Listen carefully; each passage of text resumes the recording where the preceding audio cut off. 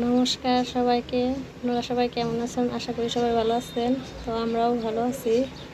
তো আজকে আসলাম নতুন একটা ব্লগ নিয়ে। এখন ফুলটা খুব সুন্দর ফুটেছে। তো চলুন আজকে কি রান্না করি আপনাদের সাথে রান্নাটা শেয়ার করি। তো এই যে রান্না করবো ছোটো আলু। এই ছোটো আলু খেতে ভালো লাগে, কিন্তু ছোলাই কষ্ট। যে বেগুন, এই যে কাতলা মাছ দিয়ে রান্না করব, বেগুন আলুর ঝোল। তো রান্নাটা দেখতে থাকুন। যে কড়াই দিয়ে দিছি চুলোতে, কড়াই গরম হয়ে গেছে। তো যে মাছের মশলাটা মাখিয়ে নেই। তেলটা গরম হতে হতে একটু তেল দিয়ে মাখাবো। তেল দিয়ে মাখালে মাছটা ভাজি করতে খুব সুন্দর হয়, বড় মাছ। তেলটা গরম হয়ে আসছে, এখন এটা দিয়ে দিই, জিরা ফোড়নটা দিয়ে দিই।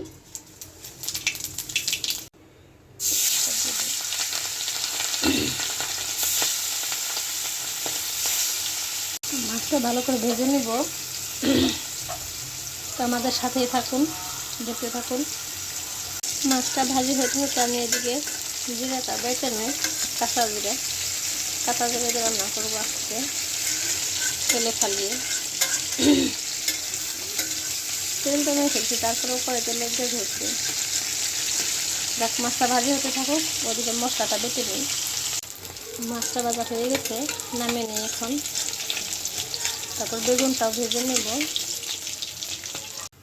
মাছটা নামিয়ে নিয়েছি, একটু কড়া করে ভাজি করছি আজকে মাছটা, ফ্রিজে রাখা তো অনেক দিনের। তো যে বেগুনটাও হালকা ভেজে নেব, তাছাড়া আলুর সাথে দিলে গলে যাবে। মাছ মাখাইছিলাম, এটাতেই মশলাটা একটু গুলো নেই, হলুদ, মরিচ, ধনিয়ার ফাঁকি, আর এই যে কাঁচা জিরাটা দিয়ে দিলাম। তেলে ফালিয়ে দিব, তেলে সম্বার দিয়ে তারপর আলুটা দিব। একটু সামান্য লবণ দিয়ে দিই। ভাজাটা হয়ে গেছে, নামিয়ে নেই। তো এই যে মশলাটা দিয়ে দিই।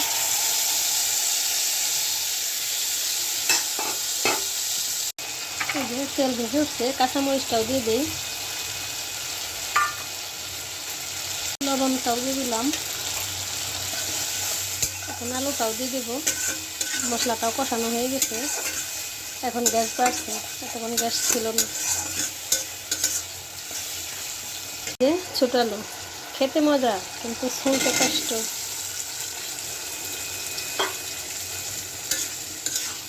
এই আলু দিয়ে যাই রান্না করবেন সব কিছুই মজা লাগে। তো সেদ্ধ করে একটু ছোলাটাই কষ্ট করে, এটুকুই তো খেতে অনেক স্বাদ। এই যে কষানো প্রায় হয়ে যাচ্ছে, ঝোলটা দিয়ে দেবো। এই ছোট আলুগুলো ডিম দিয়েও খেতে ভালো লাগে, ডিম, সোয়াবিন সব কিছু দেয়। কষানো শেষ, জলটা দিয়ে দিই। সেদ্ধ করা আলু তো বেশি ঝোল দেবো না। আর এই যে মাছটা দিয়ে যে বলা পাশে পরিমাণ মতো জলটা দিয়ে দেবো। এই যে খাঁটি দেশি আলু, বাড়ি থেকে আমি একটু বলক হোক, ঢাকনা দিয়ে দিই। জালটা হলে পরে মাছটা দিয়ে দেবো। ওই আসছে, এখন মাছটা দিয়ে দিব আর বেগুন একসাথে একটু জাল হোক। একটু গরম মশলা বাটা দিয়ে দিলাম। তো তাড়াহুড়া রান্না তো বললাম, তো কয়েকদিন ধরে বৃষ্টি, পরীক্ষা চলতেছে। এই 2 দিন বৃষ্টিতে ভিজে ঠান্ডা লেগে গেছে, গলায় কপ আটকে যায়, কথা বলা সমস্যা হয়ে যায়।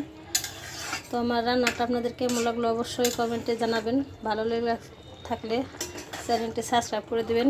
কথাগুলো আউলে যেতেছে ঠান্ডার কারণে, বৃষ্টির জল পড়ানো হচ্ছিল না, গলা ব্যথা হয়ে গেছে।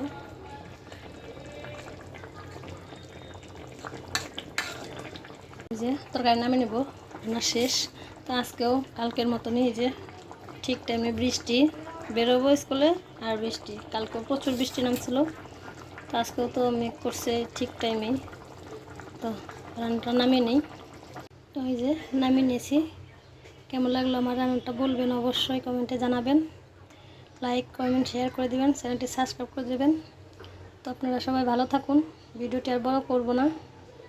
ধন্যবাদ সবাইকে, আবার কালকে দেখা হবে।